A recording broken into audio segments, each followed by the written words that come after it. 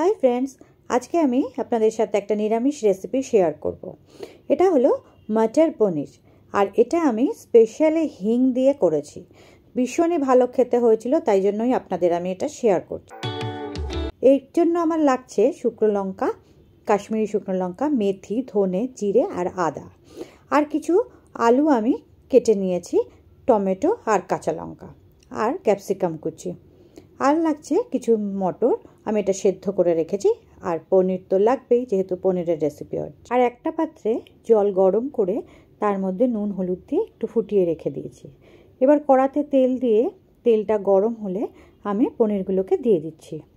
পনিরগুলোকে একটু হালকা লাল লাল করে ভেজে নেব, বেশি ভাজবো না। এবার লাল লাল একটু হয়ে এসেছে, এবার আমি এটাকে ওই যে গরম জলটা করেছিলাম হলুদে, সেটার মধ্যে দিয়ে দেব, যাতে পনিরগুলো নরম হয়, বেশি শক্ত না হয়।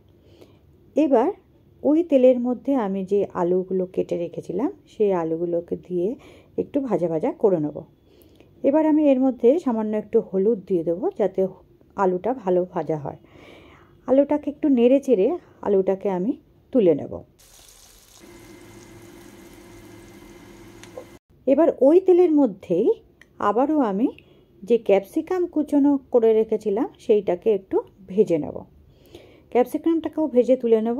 এবার ওই তেলের মধ্যে লঙ্কা, জিরে আর স্পেশালি যে হিং সেটা আমি দিয়ে নেব, আর দেব কিছু টমেটো কুচি।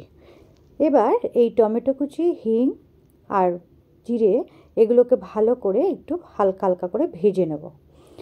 আঁচটা আমি এই সময় একটু কমিয়ে রাখবো, যাতে আমার হিংটা বেশি পুড়ে না যায়। এবার আমি একটু কুচনো কাঁচা লঙ্কা দিয়ে দেবো, যাতে একটু ঝাল ঝাল হয়, আর কাঁচা লঙ্কার একটা ফ্লেভার খুব ভালো লাগে, সেই গন্ধটা যেন ওঠে। এবার আমি যে মশলাটা বেটে রেখেছিলাম সেই মশলাটা আমি দিয়ে দিচ্ছি।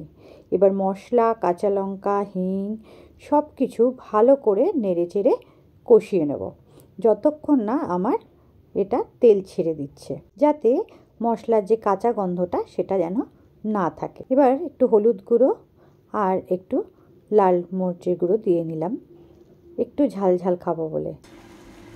আপনাদের তো আরেকটা কথা আমি বলতে ভুলেই গেছি, আমি যখন মশলাটা পেস্ট করেছি তখন সামান্য ওর মধ্যে একটু চিনি দিয়ে নিয়েছিলাম। ওটা অপশনাল, আপনারা দিতেও পারেন, নাও দিতে পারেন। এবার আমি এর মধ্যে যে সেদ্ধ করা মটরটা থাকবে সেটা তো দেবই, আর তার সাথে একটু কাশ্মীরি লঙ্কার গুঁড়ো দিয়ে নিয়েছি। কাশ্মীরি লঙ্কার গুঁড়োটা দিলে কি হয়, একটু লাল লাল হয়, দেখতে বেশ ভালোও লাগে, খেতেও বেশ টেস্টি হয়। মটরটাকে দিয়ে পরে এবার আমি আলু দিয়ে দিলাম। আলু আর মটর ভালো করে মশলার সাথে মিশিয়ে নেব, ভালো করে এটাকে কষিয়ে নেব, কিন্তু আঁচটা আপনাদের বারবারই বলছি, ফ্লেমটা একটু হালকা কমিয়ে রাখবেন। আর দিলাম পরিমাণ মতো, স্বাদ মতো নুন। আপনারা আপনাদের পরিমাণ মতো লবণটা দিয়ে নেবেন, যতটুকু আপনাদের লাগবে। এরপরে আমি যে পনিরগুলোকে রেখেছিলাম সেই পনিরগুলোকে দিয়ে দিচ্ছি। এবার পনিরের সাথে ভালো করে মশলাটাকে মিশিয়ে নেব। ভালো করে মিশিয়ে হালকা হাতে এটা মেশাবেন, বেশি চাপ দেবেন না, তাহলে পনিরগুলো ভেঙে যেতে পারে।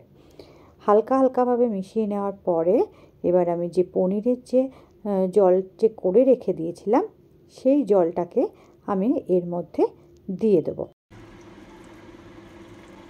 জল দেওয়ার পরে এবার আমি মশলার সাথে এটাকে নেড়ে চেড়ে নেব, যাতে মশলাটা ভালো করে মিশে যায়। এবার আমি এটাকে ফুটতে দেব, যতক্ষণ না আমার আলুটা সেদ্ধ হচ্ছে। আর আমি এখানে আলুর খোসা ছাড়াইনি, যেহেতু এটা নতুন আলু, নতুন আলু খোসা সমেত ভীষণ টেস্টি হয়। দেখুন আমার ঝোলটা ফুটে উঠেছে। এবার আমি এর মধ্যে ক্যাপসিকাম আর কসুরি মেথি দিয়ে দেব। কসুরি মেথিটা অপশনাল, আমার ভালো লাগে তাই আমি দিয়েছি, আপনাদের যদি ভালো লেগে থাকে দেবেন, তা না হলে দেবেন না। এবার আমি এটাকে ফুটতে দেব। ঝোলটা ফুটে গেছে, ঝোলটা কমেও এসছে। আমি যেহেতু ভাতের সাথে খাবো, সুতরাং এই রকমভাবে ঝোল রাখবো। এটা আপনারা আপনাদের মতো করে রেখে দেবেন। আমার রেসিপি রেডি হয়ে গেছে। আমি খুব সহজভাবে, সহজ ভাষায় রেসিপিটা আপনাদের বোঝানোর চেষ্টা করলাম। আপনারা অবশ্যই বাড়িতে ট্রাই করবেন। কেমন হলো অবশ্যই কমেন্টে জানাবেন, লাইক দেবেন, শেয়ার করবেন, সাবস্ক্রাইব করতে ভুলবেন না। আমার আরও রেসিপির নতুন নতুন রেসিপির নোটিফিকেশান জানার জন্য বেল আইকনে ক্লিক করবেন। টাটা।